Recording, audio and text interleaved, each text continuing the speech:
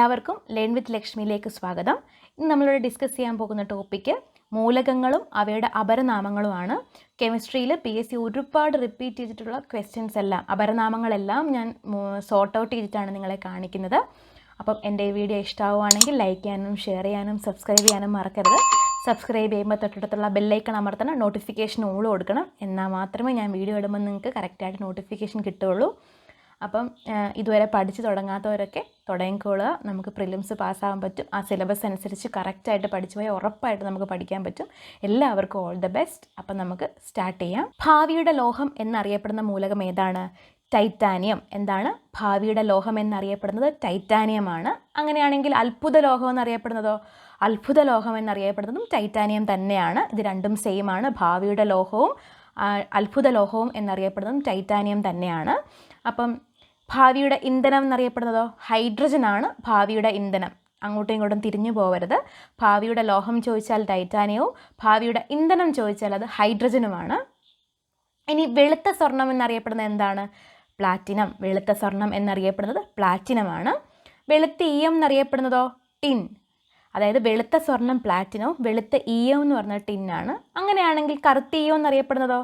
ലെഡാണ് കറുത്ത ഈയം എന്നറിയപ്പെടുന്നത്. വെളുത്തീയം ടിന്നും കറുത്തീയം ലെഡും ആണ് അറിയപ്പെടുന്നത്.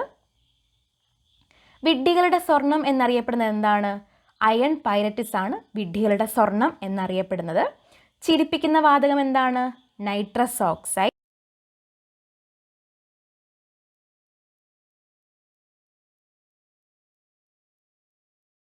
സൾഫ്യൂരിക് ആസിഡ് തന്നെയാണ്. രാസവസ്തുക്കളുടെ രാജാവ് എന്നറിയപ്പെടുന്നതും ഓയിൽ ഓഫ് വിട്രിയോൾ എന്നറിയപ്പെടുന്നതും രണ്ടും സൾഫ്യൂരിക് ആസിഡ് തന്നെയാണ് കേട്ടോ. അങ്ങോട്ടും ഇങ്ങോട്ടും തിരിഞ്ഞു പോകരുത്. സൾഫ്യൂരിക് ആസിഡ് രാസവസ്തുക്കളുടെ രാജാവെന്നും അറിയപ്പെടും, ഓയിൽ ഓഫ് വിട്രിയോൾ എന്നും അറിയപ്പെടും. അങ്ങനെയാണെങ്കിൽ സ്പിരിറ്റ് ഓഫ് സോൾട്ട് എന്നറിയപ്പെടുന്നത് എന്താണ്?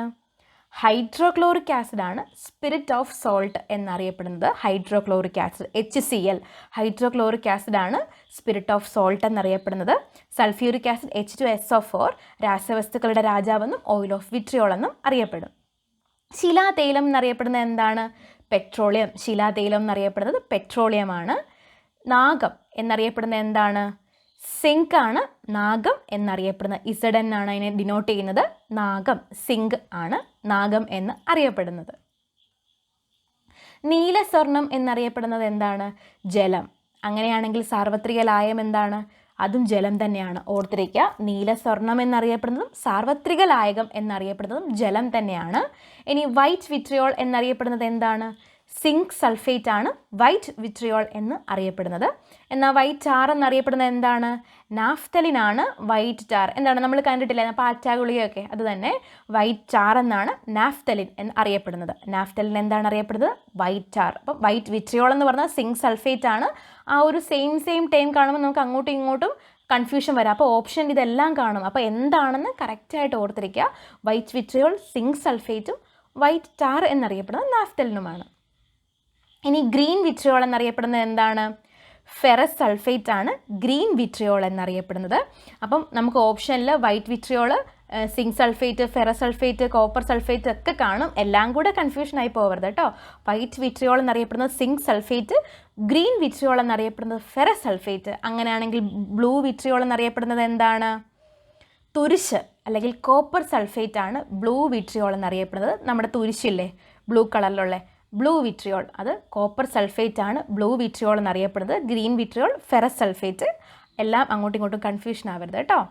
ഓക്കെ, അങ്ങനെയാണെങ്കിൽ തത്വജ്ഞാനികളുടെ കമ്പിളി എന്നറിയപ്പെടുന്നത് എന്താണ്? സിങ്ക് ഓക്സൈഡ് ആണ് തത്വജ്ഞാനികളുടെ കമ്പിളി എന്ന് അറിയപ്പെടുന്നത്. Zinc oxide. രാജകീയ വാതകം എന്താണ്? രാജകീയ വാതകം അക്വാ റീജിയാണ് രാജകീയ വാതകം എന്ന് അറിയപ്പെടുന്നത്.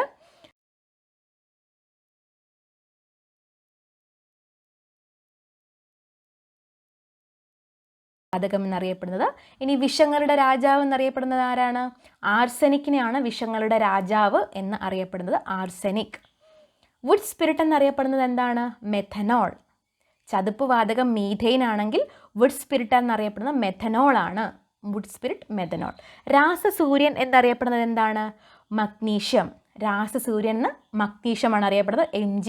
അതായത് രാസസൂര്യൻ മഗ്നീഷ്യം. ലിക്വിഡ് സിൽവർ എന്താണ്? ലിക്വിഡ് സിൽവർ എന്നറിയപ്പെടുന്നത് മെർക്കുറിയാണ്. എന്താണ്? ലിക്വിഡ് സിൽവർ മെർക്കുറിയാണ്. അങ്ങനെയാണെങ്കിൽ വൈറ്റ് ഗോൾഡ് എന്നറിയപ്പെടുന്നത് എന്താണ്? സിൽവറാണ് വൈറ്റ് ഗോൾഡ് എന്ന് അറിയപ്പെടുന്നത്. ഓക്കെ, അപ്പം ഇത്രയും കാര്യങ്ങൾ നിങ്ങൾക്ക് ഉപകാരപ്പെട്ടെന്ന് ഞാൻ വിചാരിക്കുന്നു. ചോദിക്കാൻ ചാൻസ് ഉള്ള എല്ലാ ക്വസ്റ്റ്യനും ഞാൻ സോർട്ട് ഔട്ട് ചെയ്തിട്ടുണ്ട്.